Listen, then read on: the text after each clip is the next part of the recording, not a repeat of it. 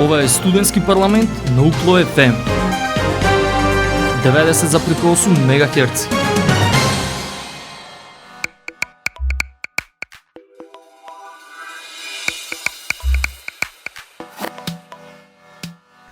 Почитувани слушатели, ве подсетувам дека вие сте со програмата на Универзитетското радио UKLO FM Битола, радио на Универзитетот Свети Климент Охридски Битола, а ова е ново издание на емисијата Студентски парламент.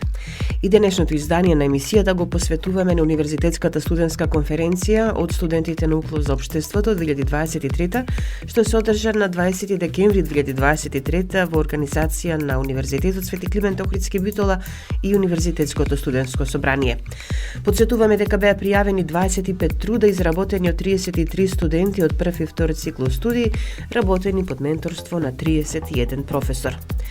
Од ветеринарниот факултет на UKLO имаше 5 труда, минатата недела имавте можност да слушнете 2, а цениме дека и останатите 3 заслужуваат да бидат презентирани во програмата на Универзитетското радио UKLO FM Битола. Затоа останете со нас на 90,8 да ги проследите.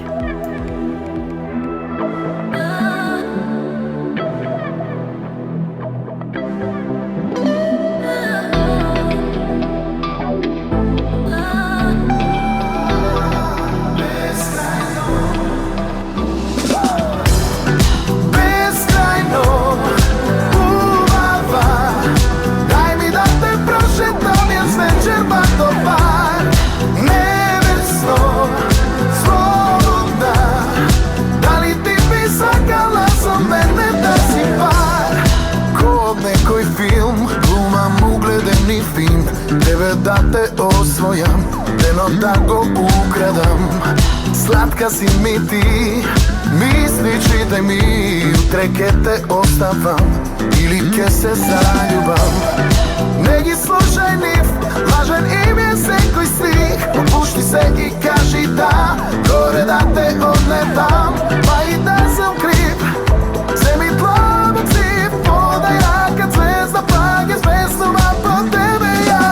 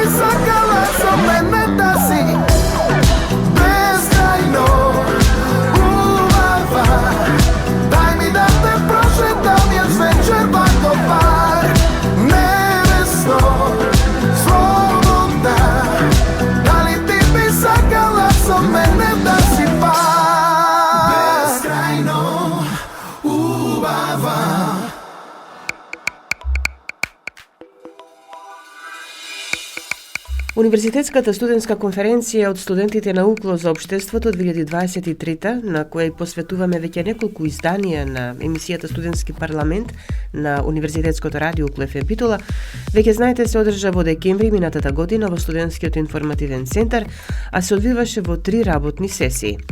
Презентациите на студентите ги следеа членовите на одборот за оценување на студентските трудови, професор доктор Силвана Пашовска, доктор Мимоза Богдановска Јовановска, потоа доктор Силвана Нешковска, доктор Весна Продановска-Поповска, магистер Бобан Пановски, потоа Валентина Шавкуловска, професор доктор Маргарита Јанеска, Билјана Димитровска, професор доктор Јонче Ивановски, доцент доктор Пакиза Туфекџи, доцент доктор Михаил Ристевски и доктор Татјана Несторовска.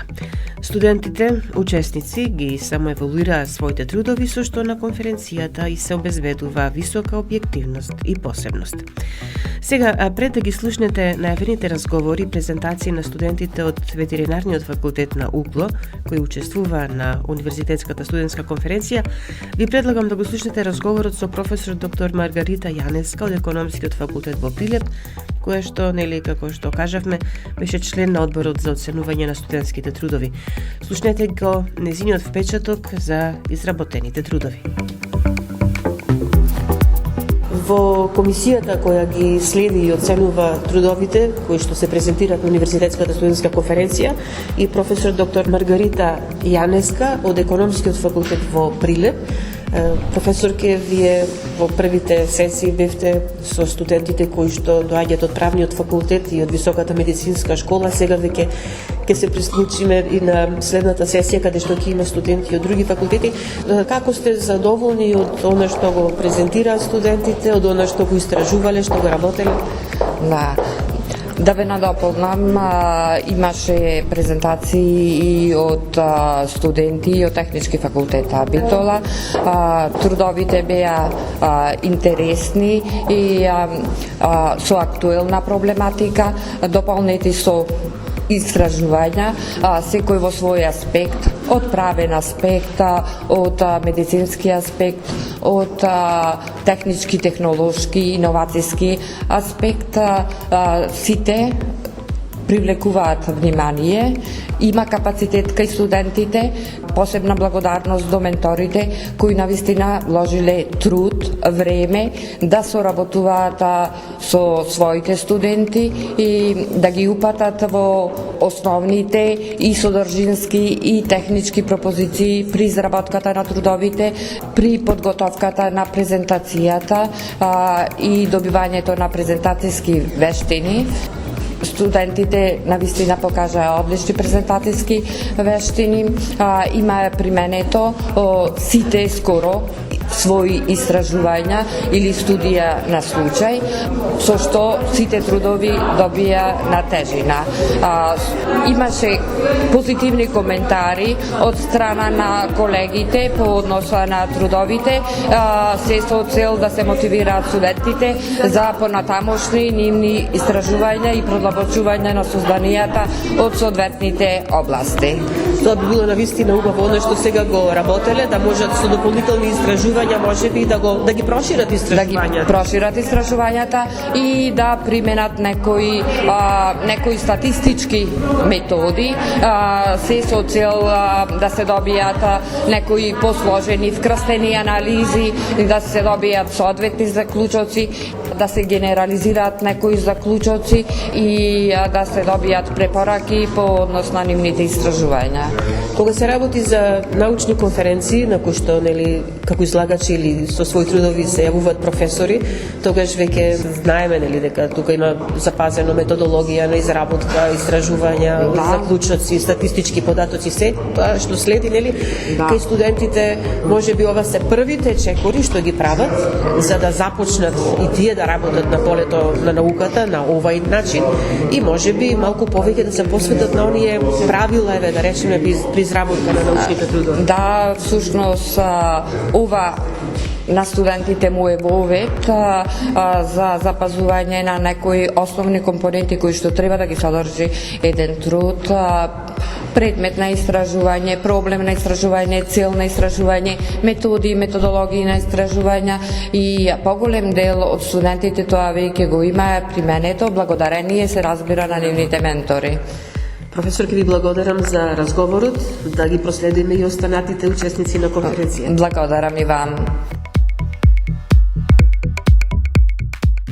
Сега одиме со музика, потоа назад во програма со најавените разговори и презентации. Каде беа сите, кога не беше со сите, кога никој не се јавува, кога никој не одговара, светот ти се сруши, во тебе човекот се скрши, оној човек што го познава, не може да го препознам, а јас сакам само малку да те подсетам, просветлам до тебе бе, кога лошо ти беше од се, рече не може повеќе, те кренав и полата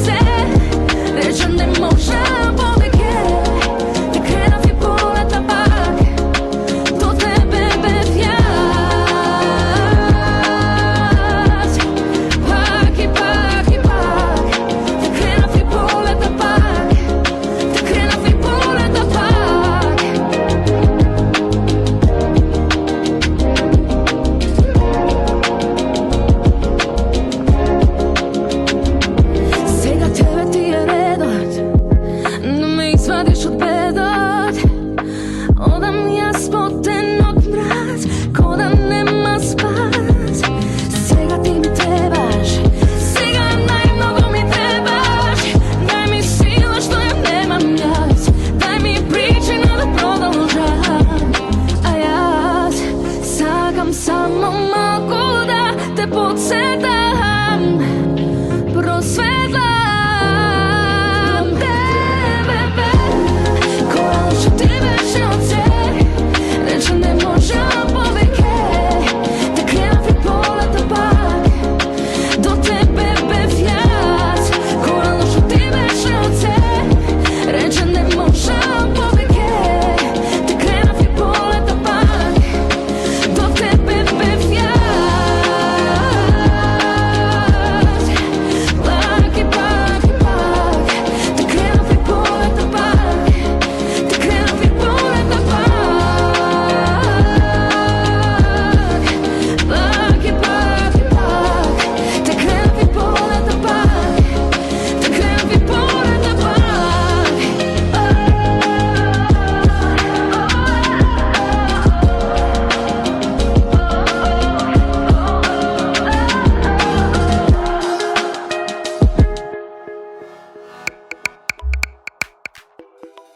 Веќе кажавме дека од ветеринарниот факултет на Универзитетот Свети Климент Охридски Битола на Универзитетската студентска конференција имаше 6 студенти кои изработија своји трудови.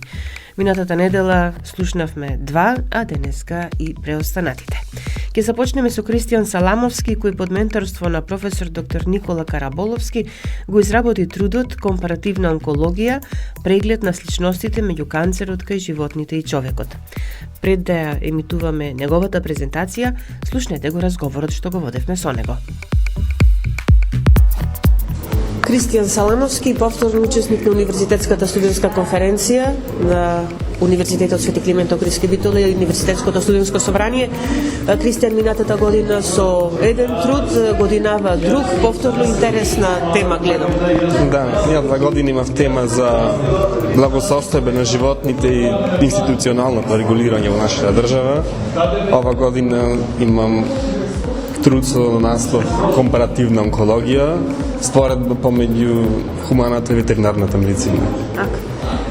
Сега темата е интересна за ветеринарите, луѓето од твојата област, твојата професија, меѓутоа претпоставувам ќе биде интересна и за слушателите тука на конференцијата, но и за граѓанството еве што ќе го слушат овој разговор, а подоцна и твојата презентација ќе емитуваме.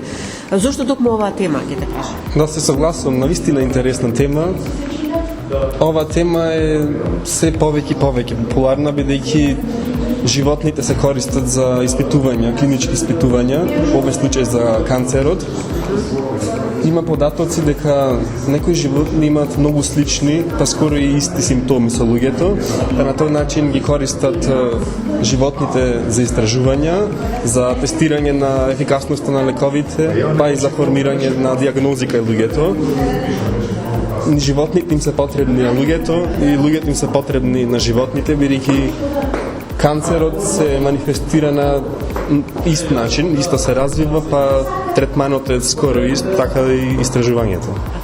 Добро, во овој случај животните ни помагаат нам, на луѓето, се користат како живи суштества врз кои се вршат експерименти, истражувања, можеби се врзни, се третираат, еве да речеме со лекови за кои што се претпоставува дека може да помогнат, меѓутоа хуманоста каде ни е тука кон животници? Хуманоста сега кон може би некој ќе рече, ете добро, па што е поважно животните или луѓето, но сепак. Да, тоа беше и дел од трудот кој што го презентирав минатата година при истражувањето, при истражувачката работа во овој дел се запазува благосостојбата на животните, но канцерот е толку специфична болест на која не може да се користат симулации и вештачки ткива. Болеста го захваќа најчесто целиот организам, брзо се развива и е навистина многу важно да се прават вакви истражувања. Со овие истражувања добиват и животните и луѓето. Се прават ли вакви истражувања кај нас или оно што е дел од твоето истражување се од некои други странски центри? Па трудот е напишан на англиски јазик. Истражување литература во оваа област нема на македонски јазик, па затоа и го напишавме овој труд со професорот на англиски јазик. Се надевам дека ќе има вакви истражувања во нашата држава, но со цел да се долови И терминологијата и концептот на трудот, затоа го напишавме на англиски јазик, па и да се презентира на некоја странска конференција. Ти благодарам за разговорот, ќе го слушнеме и трудот. А сега и презентацијата на трудот на Саламовски. Овој прегледен труд има за цел да создаде детално разбирање за сличните карактеристики и механизми кои се вклучени во развитокот и прогресијата на канцерот и кај животните и кај луѓето. Но исто така да се промовира One Health Approach, One Health пристап во современата хумана и ветеринарна медицина. Важноста на истражувањето за канцер го има компаративната онкологија, бидејќи има многу важна улога во истражувањето за канцер и развитокот на третмани. Со проучувањето на канцерот кај животните, истражувачите можат да најдат слични, односно заеднички генетски, молекуларни и клеточни карактеристики кои ги имаат и хуманите и анималните канцери. Ова знаење може да доведе до откривање на нови стратегии за третман, подобрени диагностички алатки и подобро разбирање на биологијата на канцерот. Канцерот потекнал уште од првобитните формирање на клетки, значи од повеќе клеточната еволуција, и канцерот се наоѓа кај скоро сите животни. Сите животни имаат различен ризик за добивање на канцер поради изложувањето на природата. Многу е важно да се напомене дека компаративната онкологија може да помогне да се најдат нови начини за одбрана на животните од канцер. Исто така има мултидисциплинарна соработка која ќе биде клучна за напредокот на компаративната онкологија во иднина. One Health Approach ги интегрира хуманата, ветеринарната и здравието од изложувањето на факторите во природата со начин на холистички менеджмент на канцерот. One Health Approach го докажува важноста на мониторингот и контролата на болестите кои имаат ефект врз луѓето и животните.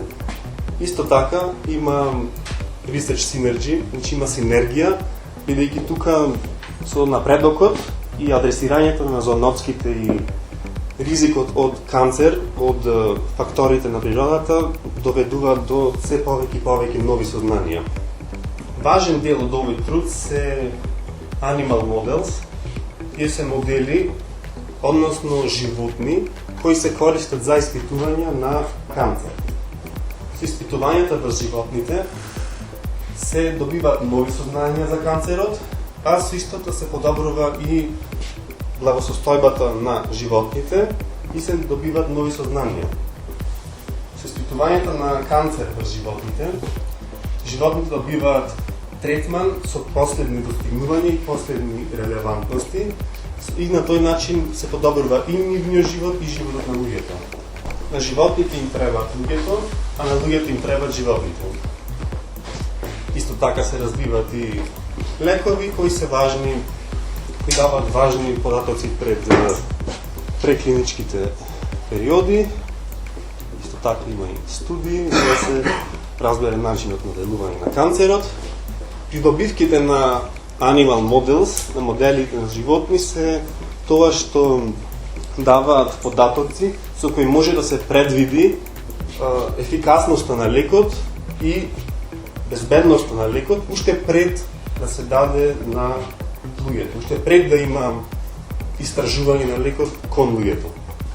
Исто така може да покажат механизам кој доведува до резистентност, односно до отпорност на третманот на еден лек кој што е наменет за канцерот.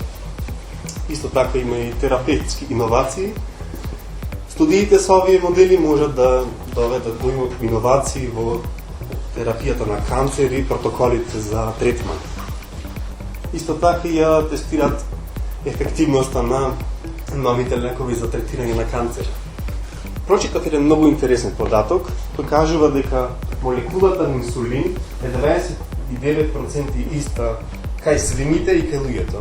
Тоа е навистина неверојатно, и ја докажува сличноста помеѓу човекот и животните. Па затоа се користат овие модели од животни. Интересно е да се напомене дека и животните и луѓето можат да развијат слични генетски мутации кои доведуваат до канцер. Симптомите на канцер се најчесто слични. Начинот на кој се развиваат се скоро исти. И хуманите и животинските канцери произлегуваат од неконтролирано расто на клетките. Заеднички фактори, ризични фактори кои доведуваат до појава на канцер се изложување на карциногени во околината, лош квалитет на воздух, хемиски загадувачи во храната и водата. Некои превентивни мерки се намалување на изложувањето на карциногените во природата, подобрување на квалитетот на воздух со контролирање на загаденоста, на загадувањето и да се осигура безбедноста на храната и водата. Ова е едно од најважните делови. Болеста се манифестира слично и кај кучињата и кај човекот. Најслични животни со човекот биле прасињата и кучињата, па затоа се користат како модели. И животните и луѓето имаат слични диагностички процедури, како биопсија, се користи биопсија за испитување на канцер и кај животните и кај луѓето, па тоа не е едно заедничко нешто, да има и хемотерапија и хирургија. Најчестите видови на канцер, лимфом, рак на дојка, рак коските, меланом и други. Клинички испитувања.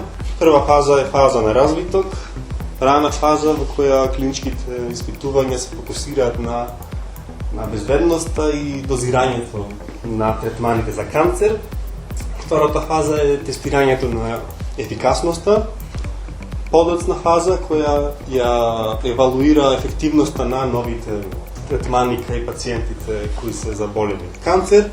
И на трето место се институциите кои се задолжени за да го регулираат и да потврдат дека одредена клиничка студија е ефективна и има ефект врз намалувањето на канцерот.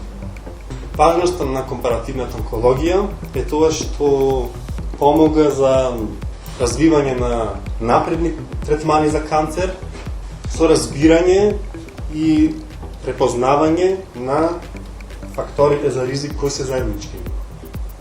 Некои совети за испитувањата во иднината се идентификување на нови модели од животни кои можат да се користат, па испитување на ефектот на природата на канцерот низ сите видови.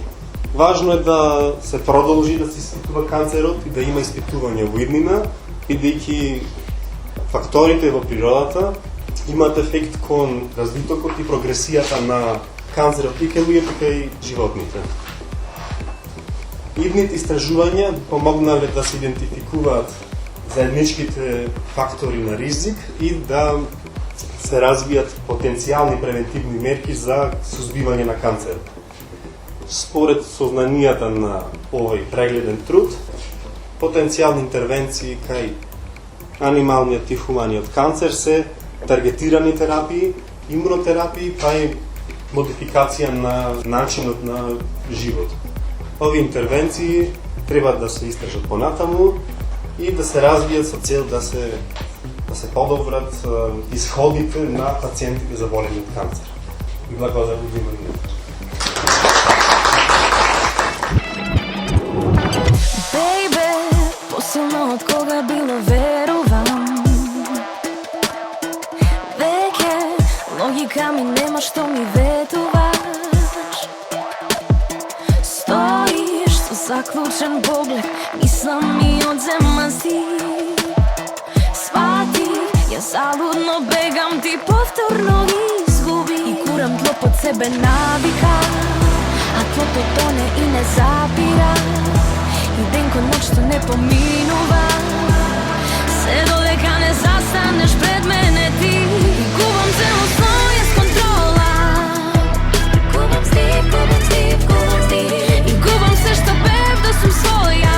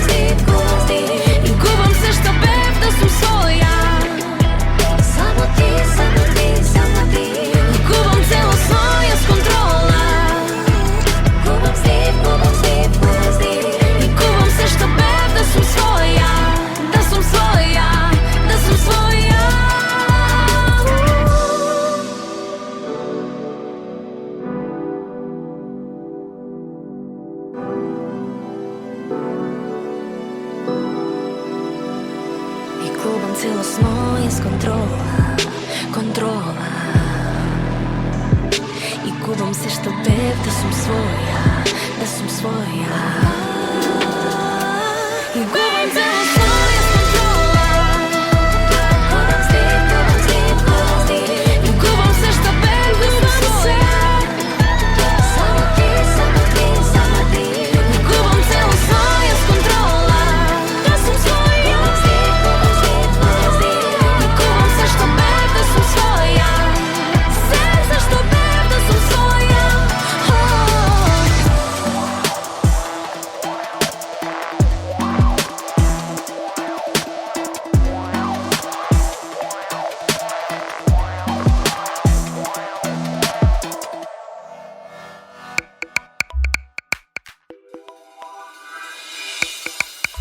Емисијата Студентски парламент на УКЛО ФМ Битола ја продолжуваме со разговорот што го водевме со Марија Спасевска од Ветеринарниот факултет во Битола.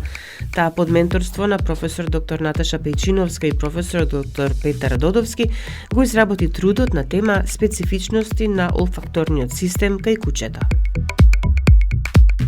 Разговараме со Марија Спасовска од Ветеринарниот факултет во Битола. Марија, и ти на оваа конференција со свој труд го слушав, ни каже интересни работи за кучињата, за кои што можеби некој чител, некој не чител, не слушнал, не знаел, но убаво е да се слушнат вака од студент кој што ја изучува оваа проблематика. Зошто баш на оваа тема? Бидејќи расте трендот на чување на миленици, кучињата бидејќи се голем дел од нашето секојдневие и исто така тие се користат и за други цели, не само во медицински цели. Многу е битно кај расите бидејќи кучињата има добро развиен нос за разлика од нас луѓето. Тие се користат за медицински детекции, за диагностика, што ни помага на нас луѓето да го лесниме нашиот живот. Како студент на Ветеринарниот факултет ги сакаш животните, можеби повеќе кучињата, за разлика од останатите, можеби затоа и темата ја одбра ова да биде специфичности на олфакторниот систем кај кучето, тоа е практично носот. Кажа што се има тука кај носот, зашто му служи, дека не е само обичен нос како што ние го гледаме, туку тоа е нешто како замена за нашиот Facebook и нашиот имейл. Многу интересна, убава компарација си направила, но и можеби се тоа и како препорака оние што ги чуваат, што ги сакаат кучињата конкретно, да внимаваат малку повеќе на носот на кучињата. Носот на кучето, колку што е добро развиен, толку и треба да кучето да биде истренирано за да го искористи својот нос во медицински цели. А што ќе препорачаш на оние кои што ги чуваат кучињата? Да ги сакаат?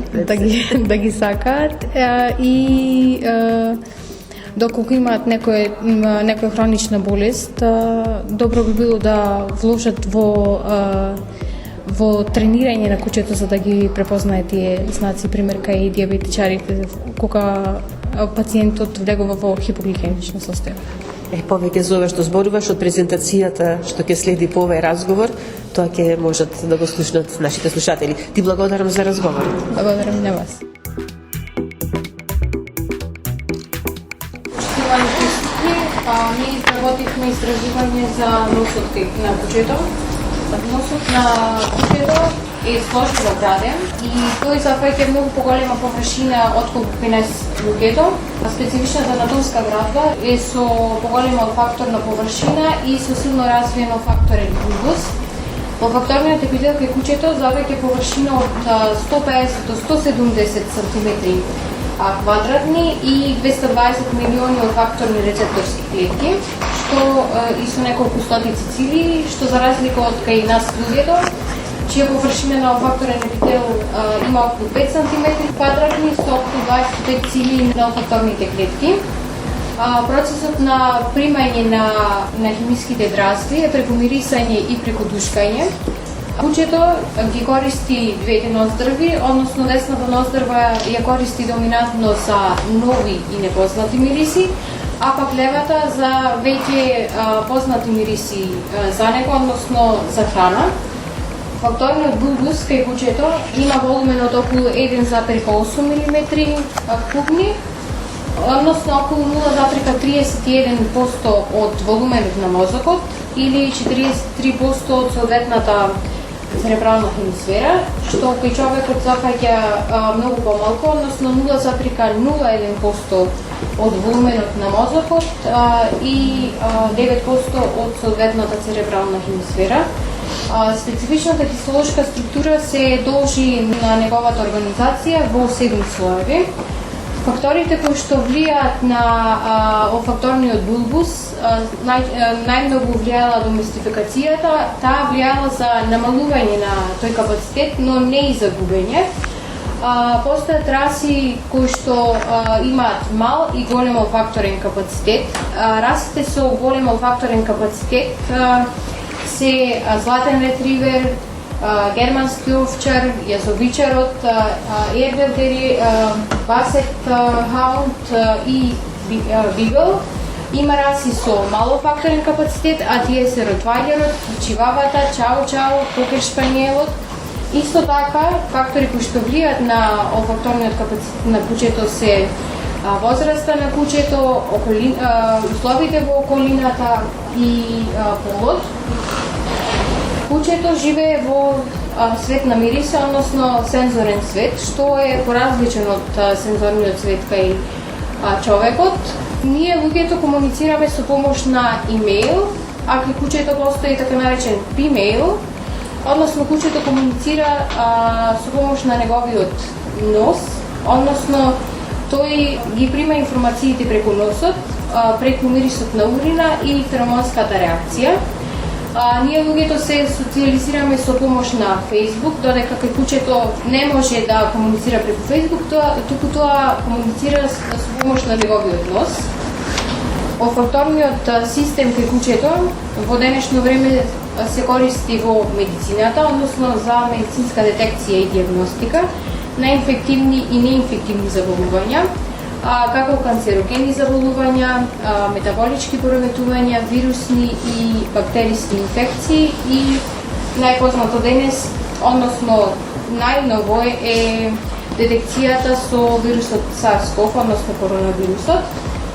Детекцијата кај кучето се основа на препознавањето на специфичните органските испарливи материи, кои што се специфични за патолошката состојба на пациентите. Истражувањата покажале дека со тренинг кучето може да детектира епилептичен напад, со голема специфичност и веројатност, и го предупредиле пациентот пред да се случи епилептичниот напад, но колку што е битно кучето да ја препознае таа состојба, толку е битно и ние да ги препознаеме тие знаци.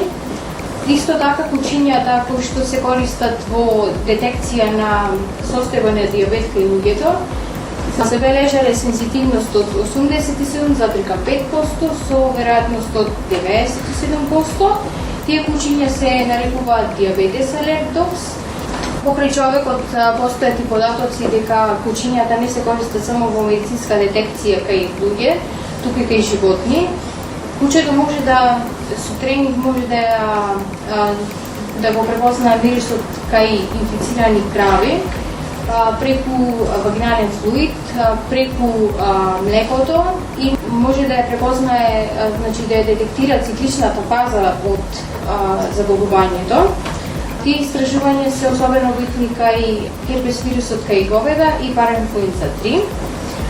Како заклучок може да кажеме дека кучето е битно денес во медицинската детекција, затоа што ги олеснува состојбите кај болните пациенти, што е многу битно. Исто така, носот на кучето е еден од главните фактори за поврзување меѓу средината и човекот.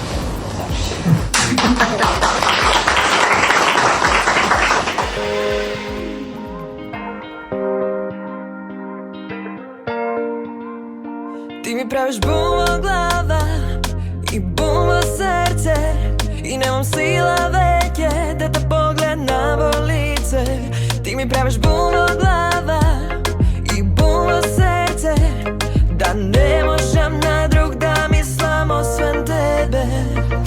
појавуваш и се застанува.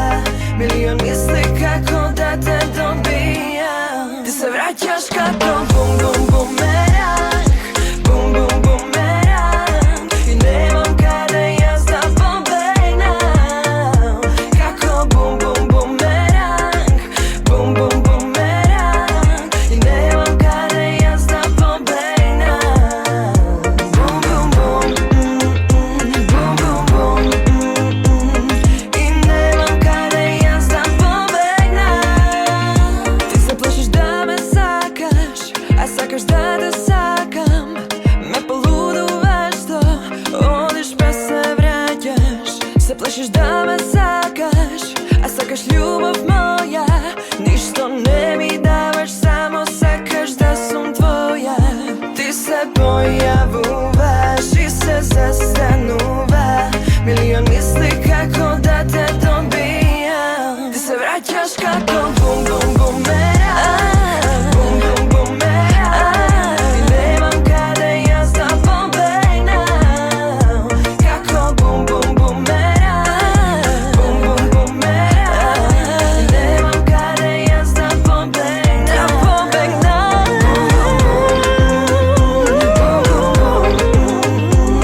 И немам каде јас да побегнам. Бум-бум бум, бум-бум бум. И немам каде јас да побегнам.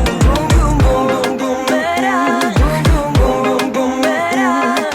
И немам каде јас да побегнам. Како бум-бум бумеранг, бум-бум бумеранг. И немам каде јас да побегнам.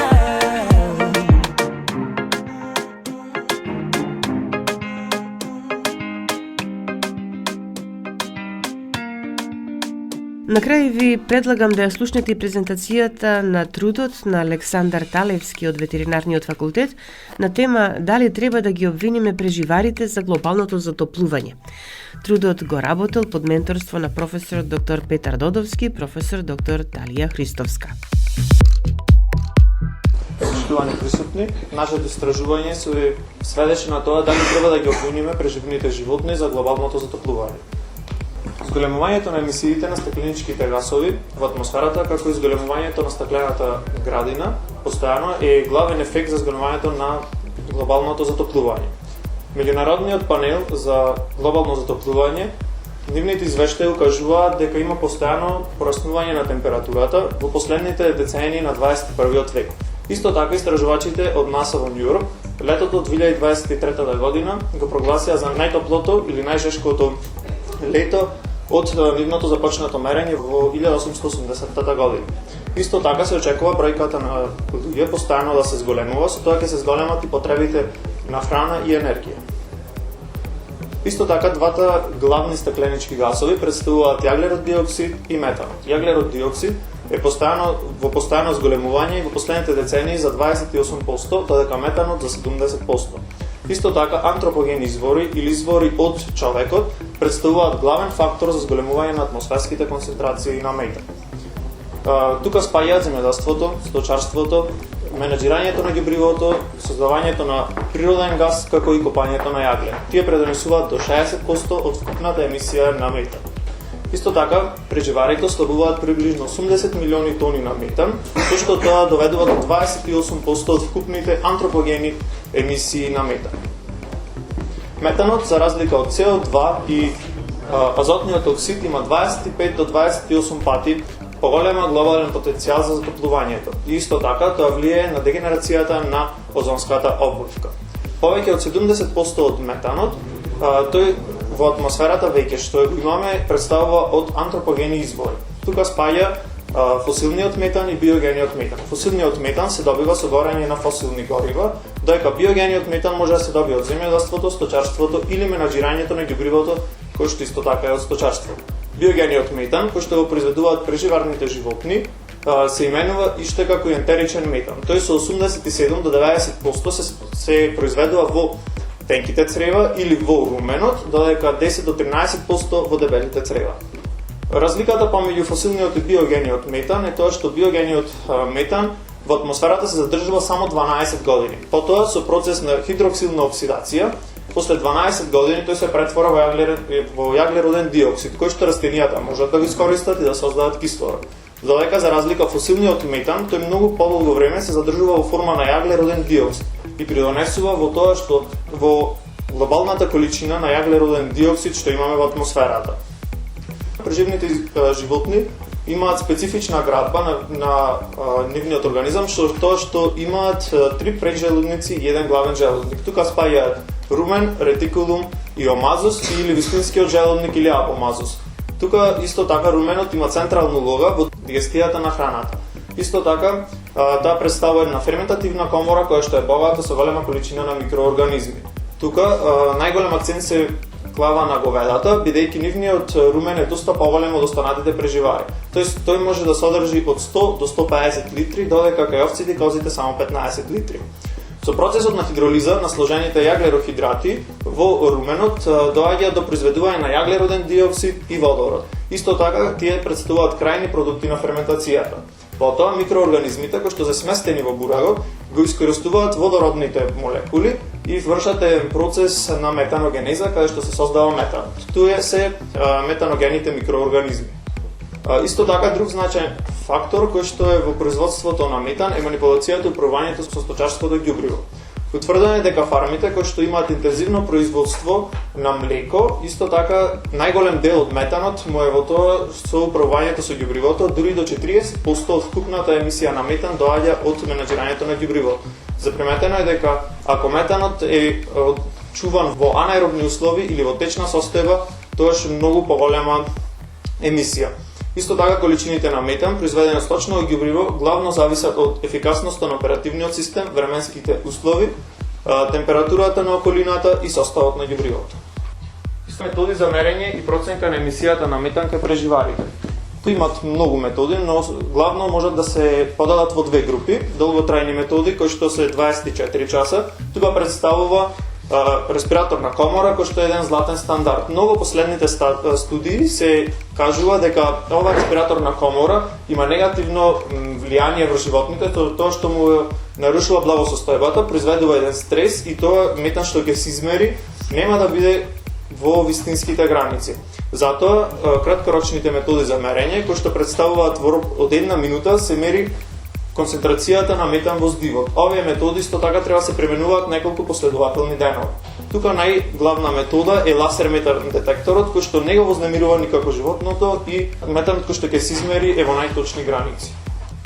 Стратегии за намалување на емисиите на метан. Примарната цел на овие стратегии е да се намалат емисиите на метан. Тука во 2021 година Соединетите американски држави, Европската унија и останати 149 земји, како што е и нашата земја, тие подпишаа едно глобално ветување кое што нивната иницијатива е да се намали емисијата на метан, односно за 30% до 2030 година. Во ова глобално ветување беше наведено дека со стратегиите за облажување на метан, тие ќе биде фокусот на ентералниот метан кој што се емитира од преживарите или стратегии за намалување на метанот кој што се емитира од менаџирањето на ѓубривото. Исто така, некои од стратегиите за кој што метанот се емитира од ѓубривото е намалување на температурата на складиштето на ѓубривото, производството на биогаз, кој што подоцна може да се искористи за производство на енергија. И исто така, закиселувањето помага во да се намали емисијата на метан. Други мерки за намалување на емисијата на ентералниот метан представуваат пробиотските додатоци, етерични масла и најбитно е екстракт од кафеава алга, кој што е најнова метода сега кој што се истражува. И може да се заклучи дека преживните животни учествуваат во емисијата на метан и мислам во глобалното затоплување имаат доста голем ефект, но треба да се постави едно прашање дали навистина преживните животни се загадувачи и колку се виновни за глобалното затоплување. Бидејќи радикалните мерки за намалување на бројот на преживните животни и намалување на сточарското производство не е правото решение. Треба да се подигне свеста со што ќе се истражат повеќе методи на кои што ќе се сведи на да не се уништат овие преживни животни, туку ќе му се помогне во тоа што ќе се намалат емисиите и ќе се искористи нивната енергија, бидејќи кога се создава метанот, животните губат од 2 до 12% од нивната целокупна енергија. Затоа, треба да се сведат некои методи кои што ќе му помогнат на двете страни. Исто така, дополнително, ентеричниот метан се задржува само 12 години, кој што е многу краток период во споредба со останатите фосилни емисии, кои што, или создавање на останатите CO2, кои што остануваат подолг временски период. И благодарам на внимание.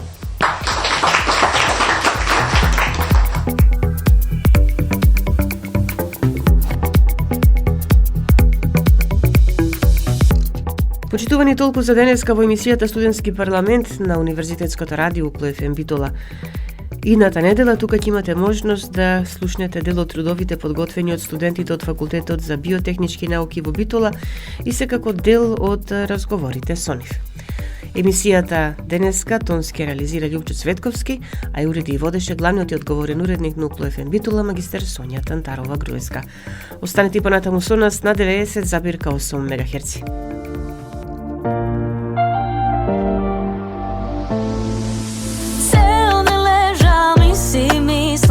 Се што мислам да ти кажам, дали ја за тебе важам, колку многу ти значам. Знам што ти ке кажеш, дека среќа во мене најде. Чекам да дојде време, да ме гушнеш и да ме бакаш. Одам четвртва, па се враќам Сум само еден збор, се би засменило.